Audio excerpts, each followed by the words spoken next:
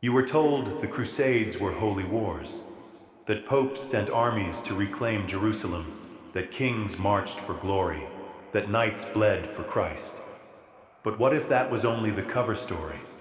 What if behind the pulpits and the thrones, a different hand held the reins? One that wore no crown but commanded kings. One that pledged to poverty but held the richest treasuries in Europe. One that knelt before God while quietly building a state of its own. The Crusades were not chaos. They were calculated. And the Templars. They weren't just part of it. They may have run it. But urgency can wait. Let the drums fade. Let your breath match the sway of candlelight. The story will keep. The truth is not buried, it is waiting patient beneath layers of dust, oath, and silence. You are not here to rush. You are here to uncover, and we will slowly. You might think you know the Templars. Red crosses, white mantles, stirring tales of courage or whispered rumors of secret rites. But beneath those fragments lies something stranger, a long, quiet campaign, not just to fight holy wars, but to shape them. From the moment they appeared in Jerusalem, the Templars weren't merely participants in the Crusades. They were architects. They controlled routes, guarded relics, loaned gold to monarchs, and fortified castles in the name of Christ, yet always slightly apart from the church itself. They answered to no king, and eventually not even to the Pope. This is the untold history of how a small band of warrior monks rose to power behind the thrones of Europe and what that power really bought them.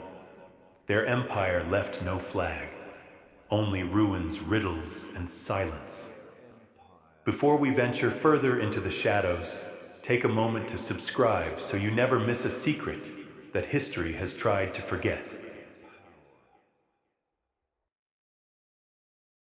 The streets of Jerusalem in 1099 did not smell like salvation. They reeked of iron rot and holy contradiction. When the Crusaders finally breached the city's walls after weeks of siege, they did so with banners high and swords higher, convinced they were fulfilling divine will.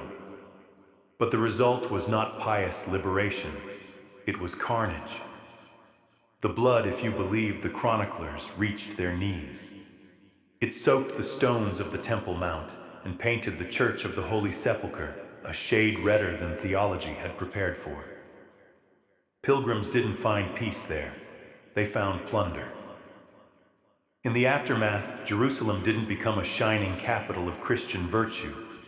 It became a fragile outpost teetering between faith and fear. The victorious Crusaders, many of them foreign nobles with more zeal than logistical sense, realized quickly that conquest was easier than administration. Maintaining a kingdom surrounded by enemies and isolated from Europe's logistical arteries was another matter entirely. Here, in this thin-blooded vacuum of order, something began to stir. At first, it was just a rumor, 9 knights, all French, who refused land or reward after the conquest. They stayed in Jerusalem not to rule, but to protect pilgrims along the dangerous roads leading to the city. Their leader, a man named Hugues de Payens, was soft-spoken, devout, and persistent. He asked the king of Jerusalem for only one thing: a place to stay. He received quarters in a wing of the former Al-Aqsa Mosque, believed by many to stand on the ruins of Solomon's temple. That wasn't just symbolic, it was deliberate. These knights called themselves the poor fellow soldiers of Christ and of the Temple of Solomon, an overlong name for an outfit with no horses, no banner, and no public recognition.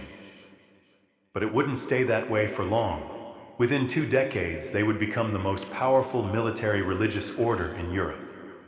And their rise wouldn't be fueled by brute force, but by something subtler. At the time, Jerusalem's Christian leaders were desperate. Muslim forces regrouped constantly. Banditry plagued trade routes. The Latin kingdom was a body without a spine. So the idea of a group of men who swore poverty, chastity, obedience, and above all unwavering defense of pilgrims was immensely appealing. It offered a kind of moral clarity that was otherwise missing. But clarity can be manufactured. And in hindsight, their timing was suspiciously perfect. The city's king, Baldwin II, seemed almost too eager to accommodate them. He granted them their quarters near the sacred temple site, effectively placing them at the heart of religious and symbolic power. Why not house them in a barracks or monastery? Why give a poor, untested group access to one of the holiest sites in the world? This has puzzled historians for centuries. Some argue it was practical. Others whisper of private arrangements, unrecorded favors, or mutual debts. What is certain is that these 9 knights operated for years with no public oversight, no fixed rule, and no official church recognition. And yet they endured. In fact, they thrived. They had no public funding, but they never seemed to want for supplies. They had no clear authority, yet no one dared interfere. Their records from this period are nearly non-existent. The silence is deafening. Some scholars argue this was merely due to poor documentation. After all, early medieval record-keeping was as reliable as a Crusader map, but others find the blankness too consistent, too neat. This was the formative period of an organization that would later wield enormous political, military, and financial influence. And yet their origin story is a ghost only glimpsed in vague references and indirect chronicles. This raises an uncomfortable possibility that the order's founding narrative, the humble protectors of pilgrims, was not so much a fact as a cover story. A mask worn long enough to become a face.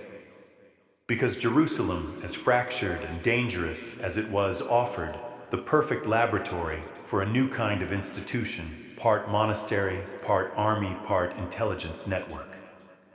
And while most crusaders returned home after their vows were fulfilled, these knights stayed built, observed.